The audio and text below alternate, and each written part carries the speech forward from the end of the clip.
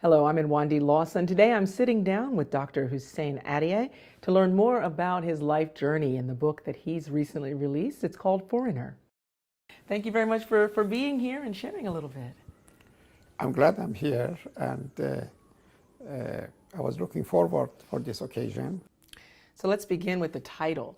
You know, there's been a lot of discussion in the media, in politics, throughout social media about the issue of immigration and how Americans are choosing to welcome or maybe not to welcome immigrants. So I'm wondering what you're trying to convey in the title of your book, Foreigner. Yes. It's interesting that at the time that I came up with this idea to write this book, the subject of immigration and refugee was not in the public domain, and it was almost 8, 9, 10 years ago, suggested by actually my good friend Hillary Chapman, that the story of your family and your plight of Baha'is in Iran and immigration of many Baha'is after 1979 revolution in Iran is a very good subject to write a book together. So we began to put the pieces together, and it was just published by George Ronald. Good timing, because with the advent of new president and with all the what's happening in Europe with the all the immigrants who are coming from Africa and Syria and other places, I think is a very good timing as far as the book Foreigner concerned. I try to convey that many of these people who leave their home and leave their birthplace and hit the road, they are not doing it because they want to do it. They're doing it because they have no other choice. They are either persecuted religiously or politically or racially, and they had no choice but to leave everything behind, burn the bridges behind them, and hit the sea and hit the road. And even though I had the mixed bag, I was not really necessarily came to America, because at that particular point I was not persecuted. I came to advance my education and develop a better life for myself. But historically, the Baha'is in Iran always been on the move because they were constantly persecuted, and I was a member of that community. It might be helpful too to share what the Baha'i community is. What is it's a religion? It's a world religion, but what is that community? The Baha'i faith actually started in 1844. It was another movement or another faith that preceded that called Babi. But then manifestation of God by the name Baha'u'llah came to the picture, and he brought about the new laws and new ordinance that which Baha'is feel like is befitting the 19th, 20th century and the first 1,000 years that we are facing. We believe, Baha'is believe, that there's a series of prophets coming one after another one, and God sent them to guide the humanity. And Baha'u'llah was the latest, and there will be other in the future. And my family were some of the first groups who became Babi and later on Baha'i, and many of them, I think, is in detail I explained their tragedy and their plight. Many of them gave their life for this faith. And you wrote about that in one of your previous books. I did, yes. What happened in my village of Neiris was one of the major events that took place in early days of Babi and Baha'i faith. Thousands of people lost their life, and an amazing figure by the name Wahid was the leader of this local upheaval. So between Neiris, another place was Zanjan, and also Fort Tabarsi. These three are considered the three major upheavals and events that took place during Babi dispensation. And so I decided to write extensively about Neiris, and the book Awakening and now the book Foreigner is all about that. So you and your co-author, Hillary Chapman, now in this book, Foreigner, have set about kind of chronicling your journey from your birth home in Neiris in this village that you're describing, and then eventually into the village in Manhattan, in New York. And so I'm wondering if you can tell us a little bit more about what it was that even from your childhood gave you the idea that you were going to journey, that you were going to travel. I always was a restless person. These days, when somebody like me, they call him hyperactive, and they put them on medication. But thanks God, those days, there was no medication. Otherwise, I would become quite subdued, and they would probably kill all my energy and interest. And because of this restlessness that I had, as Annie mentioned, I was constantly on the move. And the trouble was that I have caused a great deal of headache even for my parents and things like this. So you have some episodes that are recounted in the works that you've written about how this plight of the Baha'is and the relationship to Muslims and others in Iran really caused some episodes. Some of them were violent, some of them were uncomfortable. What was the relationship for the Baha'is in Iran when you were growing up? The majority of the Baha'is in Iran, historically, in 19th, 20th century, they were living in the small town and villages. And in the small town and villages, you cannot hide, and you're obvious. Everybody knows that who's Baha'i, who's not Baha'i. So you could be easily subject to all kind of harassment and persecution. Actually, I often say that or hear that some of my Afro-American friends complain that because of the color of their skin, they often are prejudiced. And so in a small town, they have the same thing because it's so obvious they're Baha'is. And I don't want to exaggerate, but it's amazing their manner, the way they dress, the way they carry on, the way they show some more respect for the others. It was obvious sign that they're Baha'is. And this would actually antagonize the majority Muslims, and they would make them a subject of all kind of ridicule and attack. In the month of Muharram, which I remember very clearly, that was the time that we were always afraid of being attacked. Because in that particular month, 1,000 years ago, Imam Hussein, who was the grandson of Prophet Muhammad, was martyred. So the Muslim, even these days, the Shia Muslim, they commemorate that occasion, and they go crazy, they go wild. I remember we noticed a mob was coming toward our district, and we all run inside the house, and we close our door. But I had a nice, beautiful dog. This poor dog didn't get a chance to get in, but they had to lock the door before the mob get to our house. And they stoned the dog to death. And that scene always was in my mind for many years, to see the dead body of a dog behind the door. Or the, make it personal, the kidnapping of my father, because he was a prominent Baha'i. He was a secretary of assembly for a large Baha'i community. There was 2,000-3,000 Baha'is in that town at the time. And he was the one who was always making reports to the central government, to the authority, complaining about this local mullah, a fellow by name Fali. So this man made arrangement that some of his henchmen kidnapped him, took him to the mountain, and they really beat the hell out of him, broke his bones, broke his nose. I remember when they went and rescued him, and they brought him back. He was bloody all over the place, all over his face and body.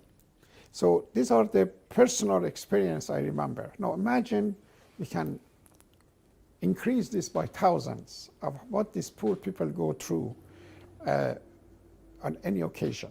So a migration of Baha'is took place from a small town to the big cities. They come from Near East to Shiraz, they went to Tehran, then other places. And then after 1979, when Khomeini came to power, then there was a mass migration of the Baha'is leaving the country. Of course, they were discouraged to do so because the government wanted them to leave and empty the country from them. This is one of their policy. And they were discouraged from doing so, but some of them could not take it anymore. So about almost 20,000 of them came to America. Many thousand went to Australia, to Europe, and other places. So the persecution and the killing of the Baha'is and destruction of their homes and their cemetery and their business been going on for the last 100, 150 years. It reminds me often what I seen in a movie or what I read about what the Ku Klux Klan was doing to the small community of black villages and towns, that they would go there, cover themselves, burning the cross and lynch them and all that. There's such a great similarity between that and what the black people went through in this country. And I think that was one of the reasons, it's amazing how it works, that from very beginning when I came to America, because I was persecuted so severely based on my religious belief, I was in sympathy with the underdogs and the others who are going through the same plight in this country. When I participated in the march in Washington with Martin Luther King, it was such a delight and hope that can you imagine if one day similar thing happened to Iran and 1,000 of Baha'is be free at last. And then later on, I got involved in formation of a school, Harlem Prep, I'm sure because of the same reason. Tell us about Harlem Prep. I'd love to. There's a Baha'i school in the state of Maine called Greenacre, and it basically has been our second home throughout our life in America with my children and grandchildren. So I was in the Greenacre schools one summer, and with my family and some friends. All of a sudden, this black couple came and joined us on the table. We were having fruits and food and all that, and we got in conversation. And their name was Ed and Ann Carpenter. These are the two angels. I don't know how they just were passing by the school, and they stopped, and they saw food, and they saw friends, and they were Baha'i, so they joined us. And he was sitting next to me. In the course of conversation, and he was very excited to meet a Persian Baha'i. It was the first time he was meeting a Persian Baha'i, a kind of informed Baha'i, so I could talk with him about politics, race situation, education, and all that. So he mentioned that he has been asked by the National Urban League and by the couple of the Catholic Church nuns and others, Manhattanville College, I think it was, to help to open a school for the dropouts. And if I like to be involved with the schools. And I show, of course, interest, not necessarily as a professionally, but as a helping them any way I could. So we start to have a meeting. I went to some of the board meeting and this and that was the beginning of my involvement with Harlem Prep. And it was, believe me, heaven on earth, because sometimes when you do some good, and I don't want to brag about it, you have to wait quite some time to see the result. But in Harlem Prep, you see it day by day. Instantaneously, you see the changes. You see a kid come to school in September. He or she is a high school dropout. And we tell them, okay, you're going to be with us for 1 year. If you really take care of business, we put you in any college that you want to go. And they commit themselves. The high school dropout, a kid in Harlem streets, everybody have gave up on them. But then they see this as an opportunity. And they come and they stay, and I see them work hard, study hard, and making progress, and then at the end of year graduate and go to Cornell or Columbia or Fordham. So for those 10 years that I was in Harlem Prep, it was most rewarding time in my life. And of course, I got lots of attention myself. I met many politicians, I met many big figures in social scene. I remember there was a guy who was very popular those way on PBS actually, on Frontline, called William Buckley. Was a very conservative, he's a little bit of idiot, but that's what he was. So he called up and he wanted to come and visit the school because he has read the article in Time magazine about the school and he wanted to see it. I was really reluctant for him to come because I was afraid he comes and he does things or say things and create some problem. But anyway, I said, sure, come. So he came with a couple of his buddies, I think from Connecticut. So then next now he said, Hussein, can you make arrangements so I can talk with the students? So I said, okay. So what we had, the school was a open space things. And so we quickly moved all the petition, moved the chairs, and we set up a huge assembly room, 500-600 kids, and plus he got in a microphone and he talked about the education and this Yale University, and I think he wrote the book, God is Dead at Yale or something. He wrote a famous book, talk about that. And of course, a student jumped on him, attacked him because of his political views and all that. And he took it. He was used to it. At the end, what I remember, he came to my office. He said, Hussein, I'm going to make a contribution to a school, but I don't want, he was a very rich man, by the way. He was in oil business. But I don't want none of the students or anybody to know about this. I said, go ahead. He wrote a check for $50,000. At that time, it was late 60s, early 70s. God bless him. That took care of our payroll for almost a month or two. So we had senators coming, governors coming, writers coming. Jonathan Kozell was a famous writer. He wrote extensively about the school. The school has become really a magnet for the what can be done if you really commit yourself and give it all. And I think one reason was also successful because we practiced the Baha'i principle. Good number of faculty members, of course, the headmaster and myself as assistant headmaster were Baha'is. So that helps. The open door policy, the whole idea that every human being is a hidden treasure. All you have to do, just polish it, and it would manifest itself. This was really the backbone of the school. That was Harlem Prep. So in the telling of this story, there's certainly moments of stress, of sadness, but you also pepper the book with these episodes of humor. I think that's very much in keeping with your own personality. What are some of the early episodes of your time here in the United States, some of those that maybe we all can laugh together about? Number of things come to my mind. First, the idea that I was accepted to Howard University, even though I wanted to go to Harvard University.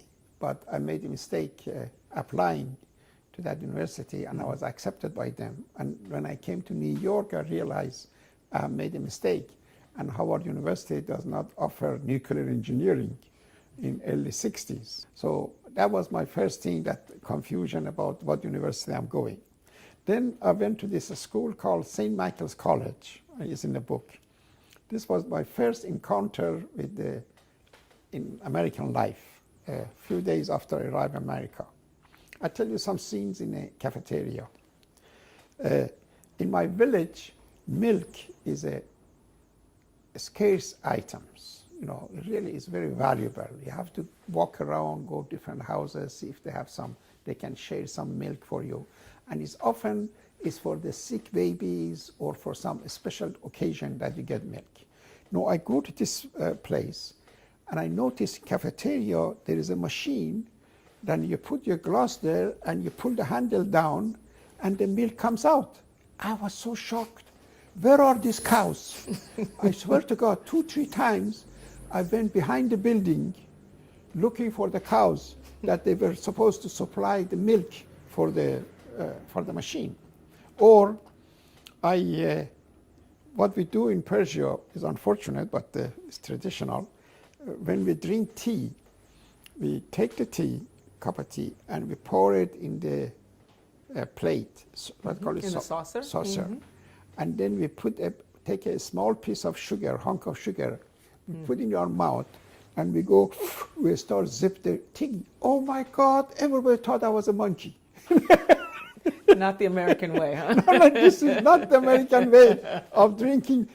I was fired for so many jobs because I had to work to support myself.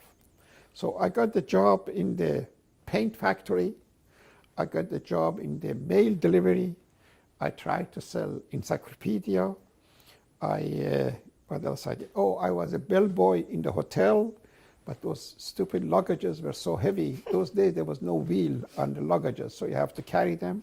And most of this job I was fired because they realized physically I'm not capable of handling this thing. Oh, another job I had was in this factory who were making paintbrush. And we were standing in assembly line, and the brush come from one side, the handle come from other side. I had to put them together, punch something, and put them. But they were coming so fast. It reminded me of Charlie Chaplin. I don't know if you remember that assembly line. I was so little, and he was always behind, and I was trying to catch up with what was happening in the assembly line. Eventually, my dream came true, and I became a dishwasher. So because here I get lots of food, at least I didn't have to pay for it. I get food and I get decent salary. Do you want to hear more? Well, I mean, those are some really good examples. I'll tell you one more. It's a very cute one. I went to this restaurant, hamburger store, and they had the glass door. I was so much in a hurry to get in that I went right through the glass door, cut my hand and cut my forehead. They called the ambulance, went to hospital. They put the stitches all over. And then a few weeks later, my landlady, she said, they used to call me Jimmy. Jimmy, somebody wants to see you. So I went down, this man is come on with a briefcase, sitting in a corner, and I had no idea what he was talking about. But I know there was something to do with that accident. And in back of my mind, he said, my God, he wants the money for the broken glass. And he mentioned something, $300. $300 for me was an unbelievable amount. So I said, no. He said $500. Actually, he was from insurance company. He wanted me to sign some kind of a paper so I would not sue them and things like this. So life was full of excitement those days. You wound up getting a little Until bit I of met Tahereh. Oh God, she saved me. So I had a student visa, and I was always at the verge of being deported because I was not supposed to work, and I was supposed to be a full-time student. But I had to work to pay for a school and to pay for my living. But then when I met Tahereh, it was an ideal situation. A good-looking woman, a doctor, with the green card. You know, this was so, as of then of course she was so fully involved in Baha'i faith and Baha'i activity. So my life took a U-turn, and I became a little more together at that point. And of course, I joined the middle class, and I moved to Queens. I was talking to a friend who actually lives in Atlanta, and he said, Hussein, the story of immigrant is a common story. It's I was poor in my country. I came to America. I opened a Kentucky Fried Chicken, or I opened a Dunkin' Donuts. First I had one. Now I have 10 Dunkin' Donut stores. I'm a millionaire. I have made the American dream. I said, that's not really that should not be a subject of your book. My thinking was that I'm an example of a minority who are persecuted so severely in that backward country. And if I can use myself, and I use also some other people, as an example of what persecution can do, and why are we refugees, and why we immigrate here, and why we tried, and why the prayer of our ancestor is helping us, that would be sufficient to write the book Foreigner. The publisher of the book is a wonderful publisher house in England called George Ronald, and they work very hard to help me to edit the book, and so I'm glad that they did that. Thanks so much. Well, Dr. Hussein Ahdieh is the author of Foreigner. You can look for that on Amazon. We want to thank you very much for sharing your story. Sure, thank you.